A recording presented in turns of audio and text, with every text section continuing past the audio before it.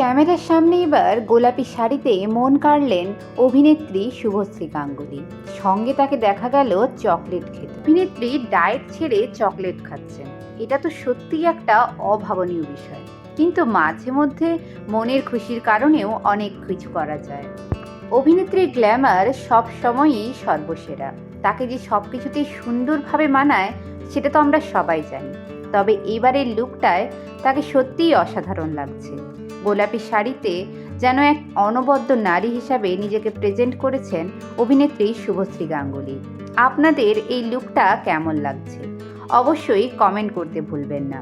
নিজের এই ছবিটি নিজের ইনস্টাগ্রামে শেয়ার করে নিয়েছেন অভিনেত্রী শুভশ্রী গাঙ্গুলি, যা দেখতে সত্যি অনবদ্য লাগছে।